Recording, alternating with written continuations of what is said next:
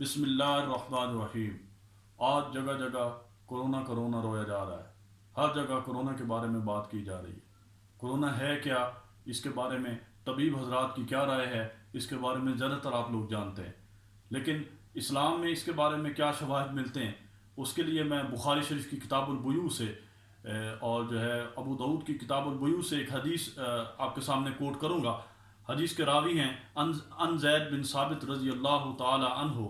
رسول اللہ صلی اللہ علیہ وسلم کے زمانے میں لوگ پھلوں کی خرید و فروخت درختوں پر پکنے سے پہلے کرتے تھے، پھر جب پھل توڑنے کا وقت آتا اور مالک قیمت کا تقاضا کرنے آتے تو خریدار یہ عذر کرنے لگتے کہ پہلے ہی اس کا خراب اور کالا پھل جو ہے خراب ہو گیا، لہٰذا اس کی قیمت کم ہے۔ اسی طرح مختلف آفتوں کو بیان کر کے مالکوں سے جھگڑتے تاکہ قیمت میں کمی کرا لیں۔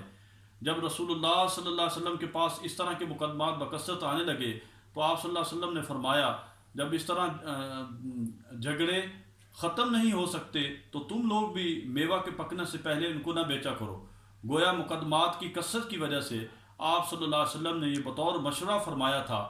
خواجہ بن زید بن ثابت رضی اللہ تعالیٰ نے مجھے خبر دی کہ زید بن ثابت رضی اللہ تعالیٰ نے اپنے باغ کے پھل اس وقت تک نہیں بیچتے تھے جب تک کہ ثریا نہ طلوع ہو جاتا اور زردی اور سرخی ظاہر نہ ہو جاتی۔ میں اب آپ کے سامنے یہ عرض کروں گا کہ اس میں ایک اور حدیث جس سے مفسرین حدیث جو ہے استفادہ کرتے ہیں، وہ حدیث ہے ہمارے پاس جو مفہوم ہے۔ ابن زید رحمہ اللہ نے جو ہے غاسقٍ اذا وقب سورہ قل اعوذ برب اس کی تفسیر میں فرماتے ہیں، ابن زید رضی اللہ تعالیٰ فرماتے ہیں غاسقٍ اذا وقب سے عرب حضرات کے نزدیک ثریا نامی ستارہ کا ڈوبنا مراد ہے۔ وہ کہتے ہیں کہ بیماریاں اور وبائیں ثریا کے ڈوبنے کے وقت بڑھ جاتی ہیں اور طلوع ہونے کے وقت اٹھ جاتی ہیں۔ یہ ہمارے پاس ایک ابن زید رحمہ اللہ کا یہ قول میں آپ کے سامنے عرض کیا۔ ابن قیم رحمہ اللہ جو پچھلی ہم نے حدیث بیان کی، اس میں ابن قیم رحمہ اللہ یہ فرماتے ہیں کہ اس حدیث کا اطلاق جو پھلوں کی خرید و فروخت کے ساتھ ہے۔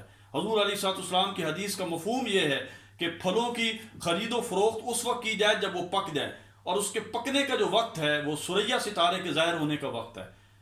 اور بعض مفسرین نے یہ جو میں نے آپ کے سامنے قول عرض کیا، ان اقوال کی بنیاد پر انہوں نے یہ کہا کہ جو وبائیں پھیلتی ہیں، جو بیماریاں پھیلتی ہیں، وہ بھی عموم کے اندر داخل ہیں۔ وہ بھی جب ثریا ستارہ ظاہر ہوتا ہے تو یہ بیماریاں بھی ختم ہو جاتی ہیں۔ اس بنا پر اس وقت جو ہے اگر ہم دیکھیں ایسٹرونومی کو دیکھیں، ہمارے پاس جو علم فلکیات ہے جس کی بنیاد پر اسلام چلتا ہے، ٹھیک ہے، آپ دیکھیں ہمارے جو مہینے ہیں، قمری مہینے ہیں، یہ فلکیات ہے۔ اسی طرح جو ہے ہمیں راستے دیکھنے کے لیے پہلے ثریا ستارے کی مدد لی جاتی تھی۔ شمال کی طرف جب عرب راستہ دیکھنے کے لیے جاتے تھے، میکسیکو کے اندر آج بھی جو فصل کاشت کی جاتی ہے وہ جو ہے ستارے کو دیکھ کے، ثریا ستارے کو دیکھ کر کی جاتی ہے، جسے ہم پلائیڈیز کہتے ہیں انگلش کے اندر، اور یہ 7 ستاروں کا جھرمٹ ہے جسے ہم 7 سسٹرز بھی کہتے ہیں، M45 بھی کہتے ہیں۔ اور اس وقت جو ہے ایشیا کے اندر اس کے ظہور کی جو ٹائمنگ ہے وہ ہے 18 مئی۔ 18 مئی کو جب یہ ستارہ ظاہر ہوگا اس وقت یہ جو بیماریاں ہیں اور جو وبائیں ہیں وہ ختم ہونا شروع ہو جائیں گی۔ اور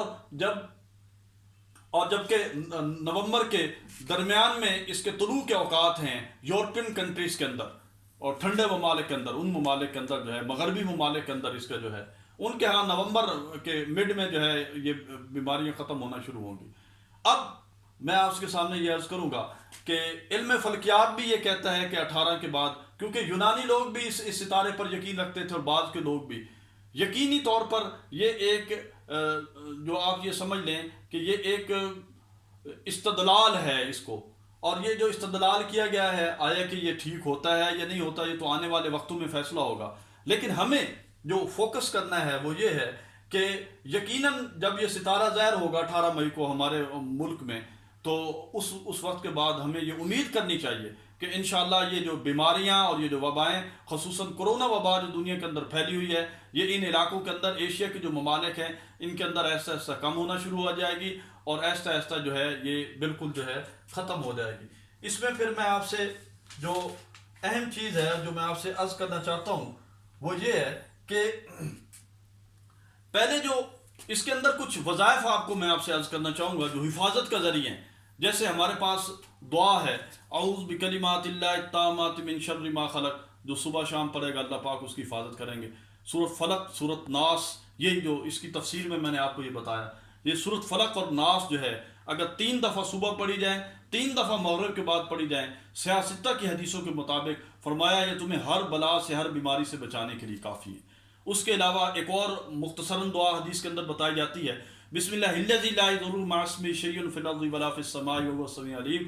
صبح شام اس دعا کو پڑھا جائے 3 دفعہ تو اللہ پاک جو ہے ہر قسم کی مصیبت سے، آفت سے، جو ہے ناگہانی مصیبت سے اللہ پاک جل شان نجات عطا فرماتے ہیں. اور سب سے بڑا جو عمل ہے استغفار ہے. جب ہم استغفار کریں گے اس سے اللہ پاک جل شانہ ان مسائل کو، ان پریشانیوں کو دور کریں گے. اللہ رحمت و عافیت کے فیصلے نازل فرمائیں گے، اللہ روزی عطا فرمائیں گے، اللہ ہماری کھیتیوں کے اندر برکت عطا فرمائیں گے، اللہ پاک ہماری ساعہ کے اندر برکت عطا فرمائیں گے، پیمانوں کے اندر اللہ پاک برکت عطا فرمائیں گے. اس لیے مجھے اور آپ کو چاہیے استغفار کریں، انفرادی استغفار بھی کریں اور اجتماعی استغفار بھی کریں. حضور علیہ الصلوۃ والسلام کے اوپر جب کوئی جو ہے آپ چاند گرن دیکھتے یا سورج گرن دیکھتے تو نماز کی طرف تشریف لے جاتے. تو ہم بھی نماز کا اہتمام کریں، نماز کو بڑھا دیں.